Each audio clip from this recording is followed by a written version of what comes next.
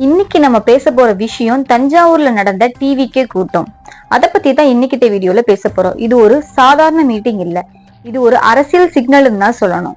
விஜய் என்ன பேசினார், யாரை டார்கெட் பண்ணி பேசியிருக்காரு, மக்கள் அதுக்கு எப்படி ரியாக்ட் பண்றாங்க, அதை பத்தி தான் இந்த வீடியோல பார்க்க போறோம். வீடியோவை ஸ்கிப் பண்ணாம பாருங்க. அதுக்கு முன்னாடி நம்ம சேனலை சப்ஸ்கிரைப் பண்ணாதவங்க சப்ஸ்கிரைப் பண்ணிக்கோங்க.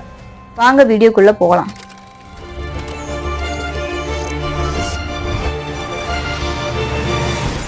தஞ்சாவூர். முதல்ல ஒரு கேள்வி, ஏன் தஞ்சாவூர்? தஞ்சாவூர் என்பது விவசாயத்தின் இதயம் தான் சொல்லணும். காவிரி டெல்டா, நெல், விவசாயம், நீர் பிரச்சனை இதெல்லாம் அங்க அதிகமாவே காணப்படுது.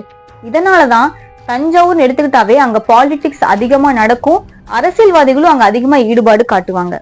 விஜய் இங்க பேசுறது சிம்பாலிக்கா என்ன சொல்ல வராருன்னா, நான் விவசாயிகளோட பக்கம் நிக்கிறேன் அப்படின்னு சொல்ல வர மாதிரிதான் இருக்கு.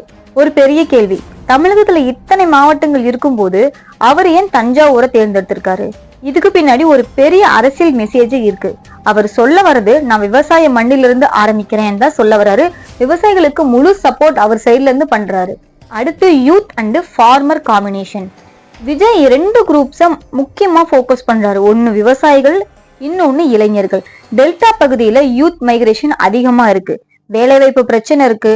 அவர் ஸ்பீச்லயே வேலை, கல்வி அந்த விஷயத்தை பத்தி ரொம்பவே ஆழமா பேசியிருக்காரு. இவர் பேசுறது எப்படி இருக்குன்னா, 2 ஓட் பேங்கரை ஒரே நேரத்துல கைப்பற்ற மாதிரி இருக்கு. 2 ஓட் பேங்கர்னா ஒன்னு விவசாயிகள், இன்னொன்னு இளைஞர்கள். தஞ்சாவூரை தேர்வு பண்ணது ஒரு சாதாரண நிகழ்ச்சி மாதிரியே கிடையாது. இது ஒரு பொலிட்டிக்கல் சிக்னலா இருக்கலாம், ஃபார்மர் ஸ்ட்ராட்டஜியா இருக்கலாம், அது 2026 தேர்தலுக்கான கிரவுண்ட் ஒர்க்கா கூட இருக்கலாம், அல்லது இது ஒரு ஆரம்ப சிக்னலா கூட நம்ம நினைச்சுக்கலாம். அதை என்னன்னு தீர்மானிக்க வேண்டியது மக்களோட கையில தான் இருக்கு. அடுத்து விவசாயிகளுக்கான முக்கியமான அறிவிப்புகள் என்னென்னலாம் விஜய் அவர்கள் கொடுத்திருக்காரு. விஜய் மிக அதிகமா போக்கஸ் பண்ணியது விவசாயம் தான் சொல்லணும். அவர் சொல்லிய முக்கிய பாயிண்ட்ஸ் பாத்தீங்கன்னா, 5 ஏக்கர் வரை நிலம் வைத்திருக்கும் விவசாயிகளின் பயிர்க்கடன் ரத்து செய்யப்படும்னு சொல்லியிருக்காரு. இது ஒரு பெரிய ஸ்டேட்மெண்ட். இது சாதாரண எலெக்ஷன் ப்ராமிஸ் மாதிரி இல்ல, ஃபார்மர் சைக்காலஜியை டார்கெட் பண்ணி பேசுற மாதிரி சொல்லியிருக்காரு. அது மட்டும் இல்லாம 5 ஏக்கருக்கு மேல் நிலம் வைத்திருந்தாலும் சலுகை வழங்கப்படும்னு சொல்லியிருக்காங்க. அடுத்து நெல் கொள்முதல் மையங்களில் மாற்றம் கொண்டு வரப்படும் சொல்லியிருக்காங்க. இது மிகவும் முக்கியமான பாயிண்ட். விவசாயிகள் அடிக்கடி சொல்வது என்னன்னா, நெல் வாங்க லேட் பண்றாங்க, ஈரப்பதம் காரணமா காட்டி ரிஜெக்ட் பண்றாங்க, நடுவுல இருக்கிற புரோக்கருங்கனால ப்ராப்ளம் வருது. இதுக்கு விஜய் என்ன சொன்னாருன்னா, கொள்முதல் மையங்களில் வெளிப்படைத்தன்மை வேண்டும். ஒரு விவசாயி 6 மாதம் உழைச்சி அறுவடை பண்ண பொருட்களை எந்த குறையும் சொல்லாமல் வாங்கி கொள்ள வேண்டும். அவர் பேசும்போதே அவரோட இந்த பெயின் அந்த ஸ்பீச்லயே தெரிஞ்சது, அந்த டோன்லயே தெரிஞ்சது. அடுத்து பாசனம் மற்றும் நீர் மேலாண்மை பத்தி அவர் பேசியிருக்காரு. டெல்டா பகுதியில பிக்கஸ்ட் இஷ்யூன்னு பார்த்தா அது நீர் தான்.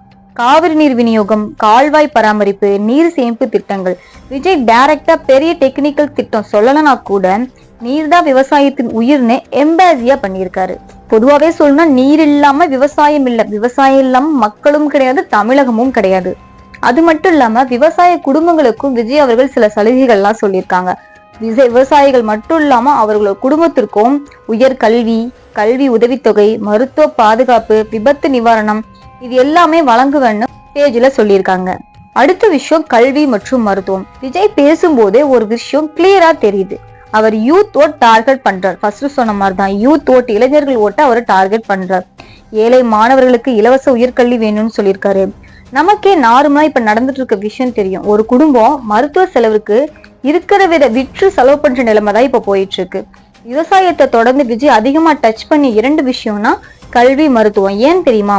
இந்த 2ம் தான் ஒரு குடும்பத்தை உயர்த்தும் சக்தியா இப்போ போயிட்டு இருக்கு. ஏழை குடும்பங்களுக்கு உயர்கல்வி ஆதரவு, அரசு பள்ளிகளின் தரம் உயர்த்த வேண்டும், போட்டித் தேர்வுகளுக்கு இலவச பயிற்சி நடத்த வேண்டும்.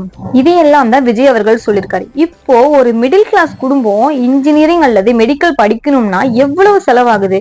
பல குடும்பங்கள் லோன் எடுக்கிறாங்க அல்லது படிப்பையே நிறுத்துறாங்க. விஜய் சொல்ல வர்றது என்னன்னா, கல்வி ஒரு பிரிவிலேஜ் ஆக கூடாது, அது ஒரு உரிமை. ஒரு விவசாயியின் மகன் டாக்டர் ஆகணும்னா அவனுக்கு சான்ஸ் இருக்கணும். அதுதான் இங்க மெசேஜா விஜய் அவர்கள் சொல்லியிருக்காரு. அரசு பள்ளி எல்லாம் அப்கிரேட் பண்ணி நெக்ஸ்ட் வருஷனுக்கு கொண்டு போகும்னு விஜய் அவர்கள் சொல்லியிருக்காரு. அவர் இன்டைரக்டா ஒரு விஷயம் ஹைலைட் பண்ணினாரு. கவர்மெண்ட் ஸ்கூல் லாஸ்ட் ஒப்பீனியனா இருக்கக்கூடாது, அது ஃபர்ஸ்ட் ஒப்பீனியனா இருக்கணும். யாரா இருந்தாலும் ஃபர்ஸ்ட் குழந்தைகளை கவர்மெண்ட் ஸ்கூல்ல தான் சேர்க்கணும், பிரைவேட் ஸ்கூல்ல சேர்க்க கூடாது. அப்ப கவர்மெண்ட் ஸ்கூல் எவ்வளவு ஃபெசிலிட்டிஸோட இருந்தாதான் நம்ம அந்த முடிவு எடுப்போம். இப்ப நார்மலாவே யாரா இருந்தாலும் டக்குன்னு இங்கிலீஷ் நாலேஜ் வேணும், குவாலிபிகேஷன் வேணும், டீசென்ட் வேணும், கிளீனிங் ஃபர்ஸ்ட் வேணும்னு பிரைவேட் ஸ்கூல்ல தான் சேர்ப்போம். ஆனா அவர் என்ன சொல்றாருன்னா கவர்மெண்ட் ஸ்கூலே அந்த தரத்துக்கு உயர்த்தி எல்லாத்துக்கும் ஃபர்ஸ்ட் சாய்ஸ் கவர்மெண்ட் ஸ்கூலா தான் இருக்கணும்னு சொல்லியிருக்காரு. நல்ல இன்ஃப்ராஸ்ட்ரக்சர், நல்ல டீச்சர், டிஜிட்டல் கிளாஸ் ரூம்லாம் ஏற்படுத்தும்னு சொல்லியிருக்காரு. அடுத்து மருத்துவம் தான் ஒரு குடும்பத்தை காப்பாற்றும் விஷயம்னு அவன் முக்கியம் கொடுத்து பேசியிருக்காரு. இங்கதான் எமோஷனல் கனெக்ட் அதிகமாகுது. விஜய் பேசும்போது ஒரு கிளியரான மெசேஜ் சொல்றாரு. மருத்துவ செலவு காரணமா ஒருத்தர் வீடு விற்கிற நிலை ஏற்படக்கூடாது. பிரைவேட் ஹாஸ்பிட்டல் பில்லு ஒரு சாதாரண குடும்பத்திற்கு அதிர்ச்சி தர மாதிரி தான் இருக்கு.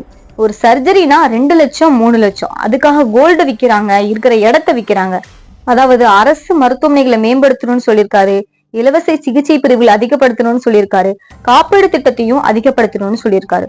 அடுத்து ரூரல் ஹெல்த் கேரை பத்தி பேசியிருக்காரு. அது மட்டும் இல்லாம அரசியலையும் அட்டாக் பண்ற மாதிரி சில விஷயங்கள்லாம் பேசியிருக்காரு.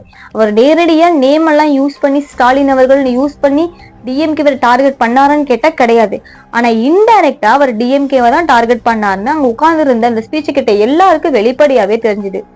மாறாத ஆட்சி மந்தமாகும். இந்த ஒரு லைன் கிரவுட்ல ஹக் ரெஸ்பான்ஸ கொடுக்குது.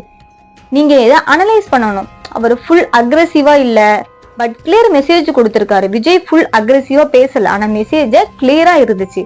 அவரை யாரை டார்கெட் பண்ணினார், எப்படி இன்டைரக்டா சொன்னார், அதுதான் இப்ப நம்ம பார்க்க போறோம். விஜய் ஒரு விஷயத்த ஸ்மார்ட்டா பண்ணிருக்காரு. அவர் பெயரை சொல்லி அடிக்கல, ஆனா ரூலிங் பார்ட்டிய இன்டைரக்டா கிரிட்டிசிசம் பண்ணி அடிச்சிருக்காரு. அவரோட மெசேஜ் பாத்தீங்கன்னா நீண்ட கால ஆட்சி சோம்பேறித்தனமா மாறும், மக்கள் மாற்றத்தை விரும்புறாங்க, வாக்குறுதி நிறைவேற்றும் இல்லைன்னு ஹிண்ட் கொடுத்து பேசியிருக்காரு. இப்ப யார் நீண்ட கால ஆட்சியை, ஃபேமிலி ஆட்சி, குடும்ப ஆட்சியை நீடிச்சிட்டு வராங்க, யாரு கொடுத்த வாக்கெல்லாம் காப்பாத்தல, அவர் யார் இன்டைரக்டா சொல்றான்னு உங்களுக்கே புரிஞ்சிருக்கும். இது அவரோட பொலிட்டிக்கல் மெச்சூரிட்டியை வெளிப்படையா காட்டுது. சரி, டிவிகேவோட நெக்ஸ்ட் ஸ்டெப் என்ன?